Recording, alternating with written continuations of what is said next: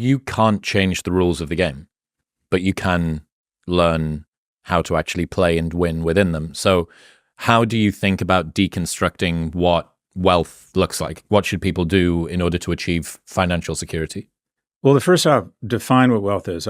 I define rich as the following: passive income that's greater than your burn. And I'll give you two examples. I have a close friend who runs the M&A group of a large bulge bracket investment bank. He makes $3 million in a bad year, $14 million in a great year. Because it's all current income and he lives in Connecticut, he pays about 52% tax rate.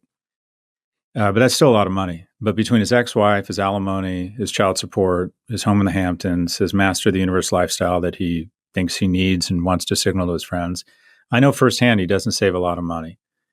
And it is an enormous source of stress for him and on his marriage. And then he's what I call poor, or the working poor. Despite how much money he's making, he's hugely stressed out. Money and the need for money is a huge source of stress for him. My father, between his Royal Navy pension and Social Security, and he owns about a dozen washing machines that he collects quarters from in trailer parks, he makes about $52,000 a year without really working. He enjoys going and collecting quarters. My dad is Scottish. He's like tragically cheap. I'm pretty sure he goes home, lays the quarters out on his bed and rolls around them in them. I think that's probably fun for him. But his passive income, he spends $48,000. He's rich. His passive income is greater than his burn. That's the definition of rich. And so that's the point. You want to get to a point where you have enough investments that are spinning off capital or growing such that your passive income is greater than your burn. And you can do the math, right? Well, okay, if I'm going to need $120,000 a year and I think I'll get 8% or 6% on that, I need to save $2 million. All right, this is how many years I have to work. I'll assume the market will go up 8% a year. You can kind of do the math around how much you should be saving and putting in to low-cost index funds. So that's the goal. You want to be rich. You want an absence from anxiety. You want to be able to live well without having the obligation. If you decide to keep working, which I would suggest anyone does, it's a choice. And that in itself is like when I sold my company in 2017 and I was finally kind of done, I felt like I exhaled relief for a good 2 years. It was just like, Jesus Christ, now this is all things I want. I get to choose.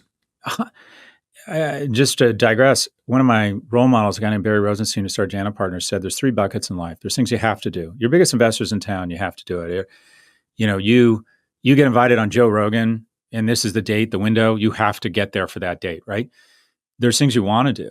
Oh, I'm going to Cannes to the Creativity Festival, or your mates are meeting up for, in New York, all your friends from the UK, right? You want to do that shit. And then there's things you should do. My coworker's kid is having a wedding. I really should go to this.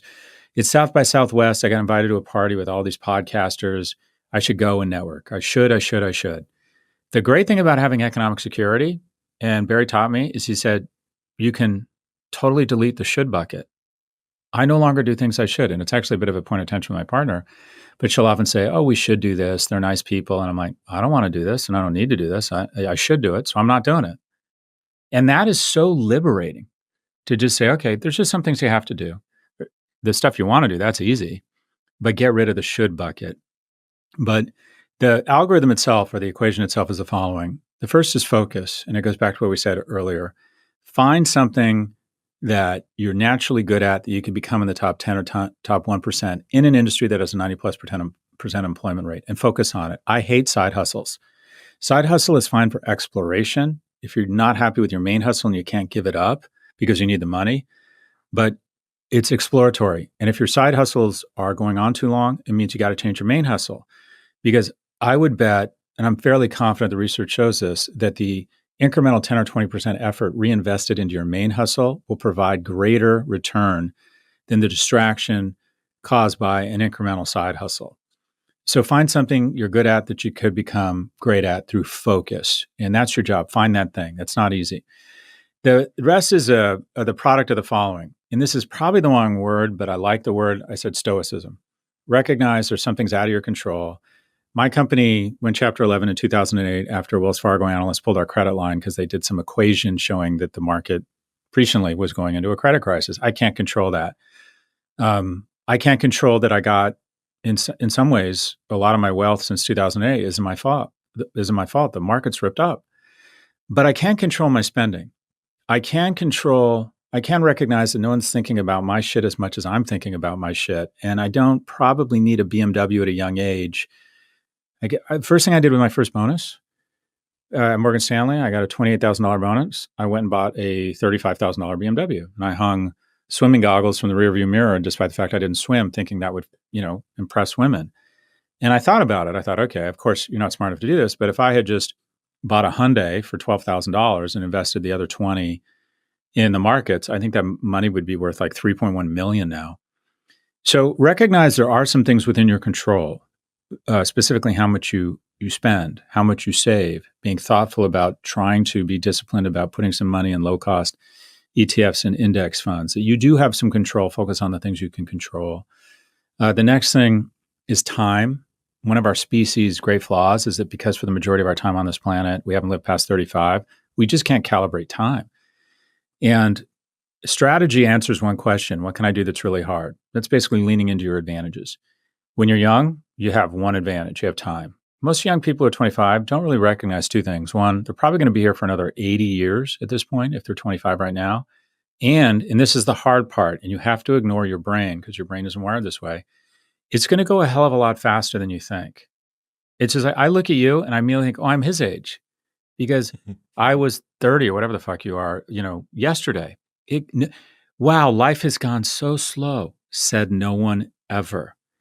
And if I could give you a magic box at 25 and said, if you find $1,000 to put in here in an instant, and it will feel like an instant in 30 years, you're going to have 12, 16, 24,000. What kind of effort would you make to find that $1,000?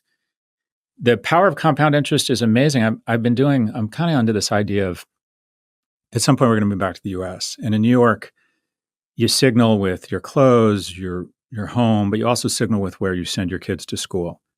And I'm a narcissist and a big ego. And I thought, okay, I would want my kids to go to First Presbyterian or Grace Church, or sort of these two Tony schools downtown. The tuition is $62,000. It's probably more than that. In the interview, when we were here 10 years ago, they ask you how philanthropic you are, which is how much money are you going to give us?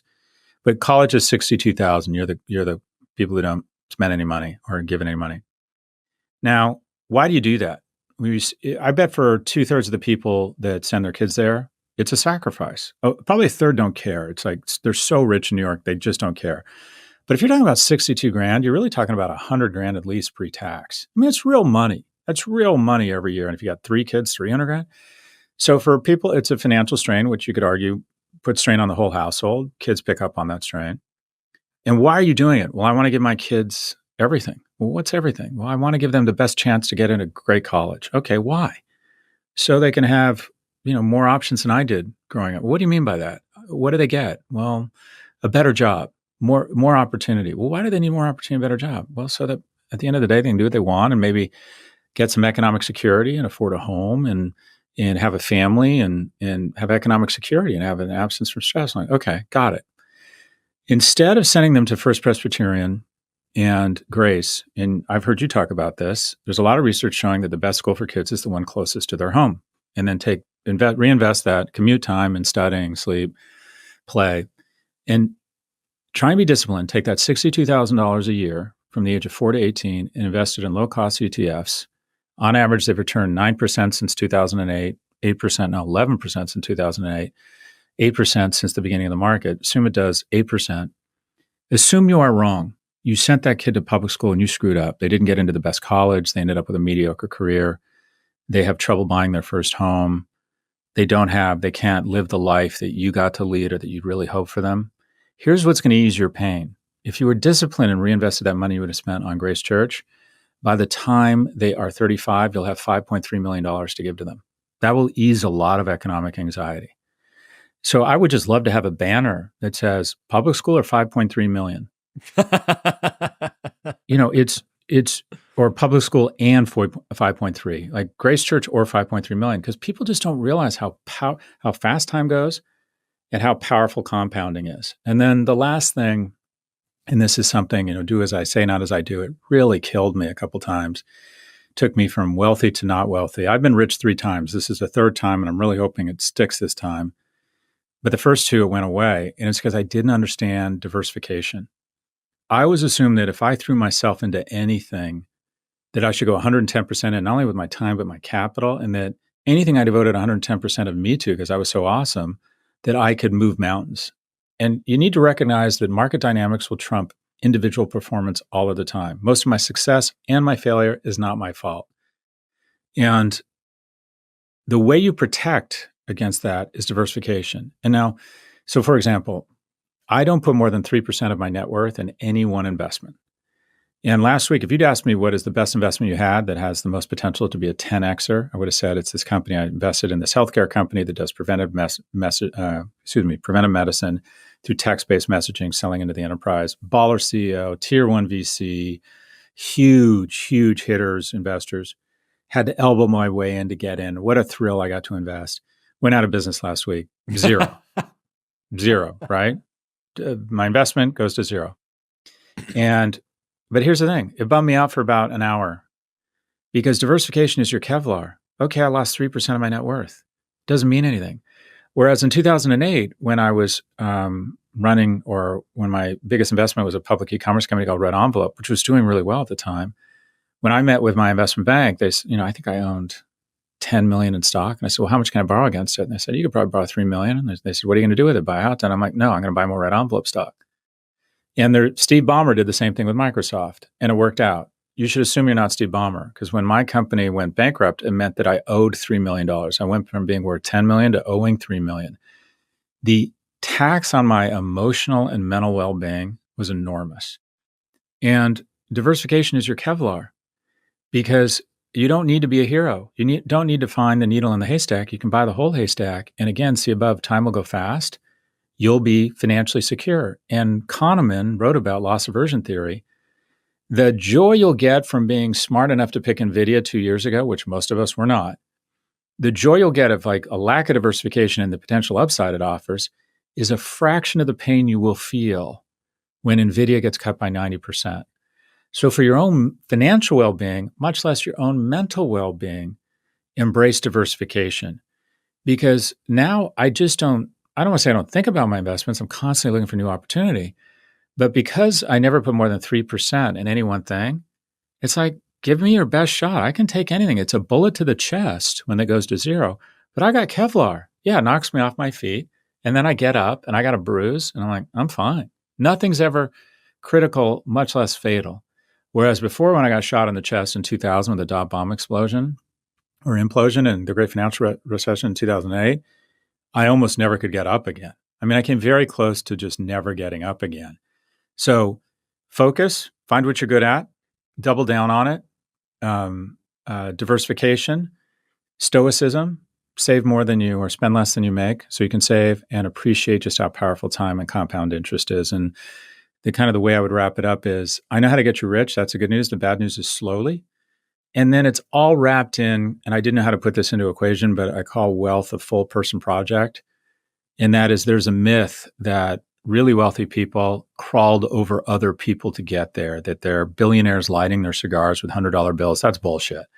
The majority of self-made people are actually good people. They're high character. And the reason why is, if you want to be really wealthy, you need to collect allies along the way. People have to want to put you in a room of opportunities, even when you're not physically in the room. They want to give you the benefit of the doubt. They want to go easy on you when you fuck up. They want to include you in deals. They want to come to work with you. They want to present opportunities to you. And the only way that's going to happen is if you show generosity and character from an early age. So like I said, greatness and wealth is in the agency of others.